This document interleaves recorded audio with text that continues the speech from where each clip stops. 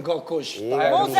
Moza, nuk është vetëm Iliri, ka patur edhe momentet të tjera, kur është diskutuar kjo temë. Dhe ti besoj e mban mend dhe e di se kujt i referohet. Është kartë e vjetër kjo. Është kartë e vjetër kjo, ka patur diskutime me Adionin, ti e ke shpjeguar. Por për ata që nuk e kanë ndjekur, dua të di edhe mendimin tënd dhe analizën tënde për këtë debat, për këtë përplasje, për patriotizmin.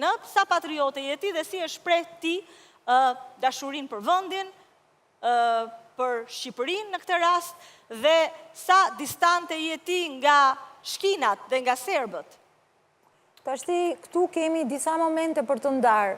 Momenti i parë herë është që Liri nuk është kaq mediokër sa që po shfaqet. Dhe më vjen keq që për të nejt një javë më shumë ose për të dalë në finale,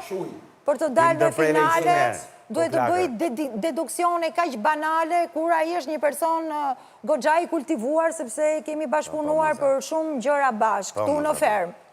Momenti i parë. Momenti i dytë, jam e kënaqur që hapet kjo temë, sepse nga pikpamja kulturore, siç po thot ky që bëri një diferencim duke futur mes shahun e klorit, e këforit, më falni, nuk ka nacionalitete që janë më të mira se një nacionalitet tjetër. Jo, thash thjesht janë prezent në Kosovë. Thash janë prezent. Ato që ti flet me përbuzje janë prezent në Kosovë dhe mbrojnë Kosovën. Ilir, të lutem, ta dëgjojmë Mozën, dëgjojmë argumentet të dëgjojmë dhe argumentin e saj. Të dalësh në një lloj racizmi që një kulturë është më e mirë se sa një tjetër, nuk më pëlqen fare. Dua të t'ju them që me të dëgjuar dhe me të kuptuar, dal nga dal, më duket se fjala shki është pejorative edhe për vetë sërbët, ata nuk e duan këtë fjalë. Pra ta heqim një herë fare nga përdorimi dhe të ndalemi ke gjëra tjera.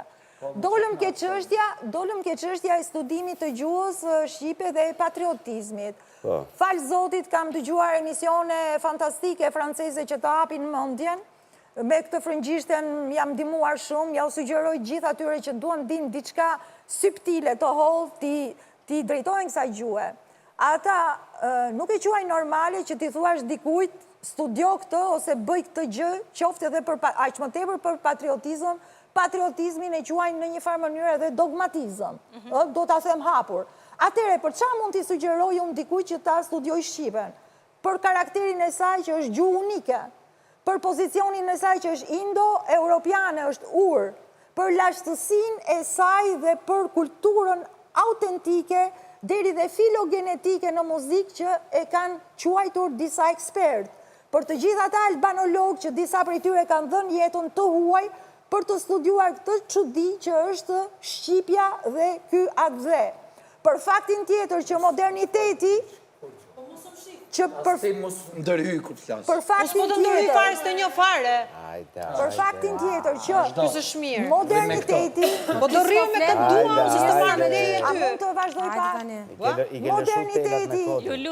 Moderniteti, këtë vend dhe këtë gjuhë me shekuj deri dhe së fundmi. Pra Moza ti po thua, dikush do të studioj gjuhën shqipe sepse ka vlera si gjuhë, jo për patriotizëm. Këtë po thua në... është kulturë, është pasaportë unike. Është kulturë. Vinde e studiojnë të huaj, duan të mësojnë sepse ka një armë në jetë që është Pyetja ime është, a e bën jo patriot, anti-shqiptar, dikë fakti që nuk bën shqiponjen dhe nuk i mëson fëmijës gjuhën shqipe?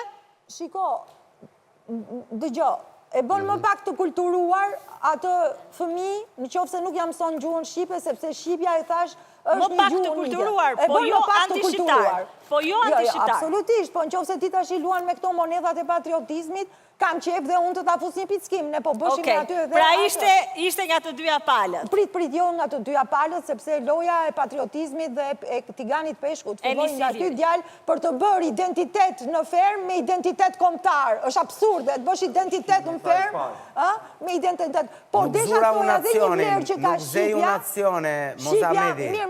E zure ti Italin. A mund ta mbyll këtë dhe Unë njerë kam vajzën italiane, e kam të martuar me italian, shkoj atje vazhdimisht.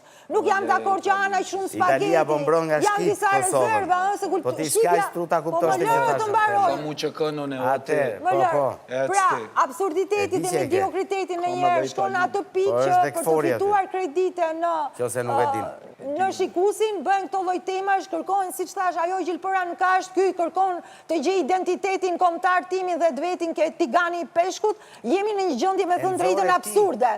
Jemi në gjendje absurde. Po mjaft Oliri më lë të flas tash se me sa shoh do të kem këtu pra. Prandaj, i them shikusit çfarë është vlerë për të kapni, çfarë është parodi e kësaj situate se jemi drejt fundit, kapeni si parodi, shijoni si parodi, se kur jemi jashtë jemi njerëz tjerë që i dim qartë se si janë këto raporte dhe se si janë këto gjëra.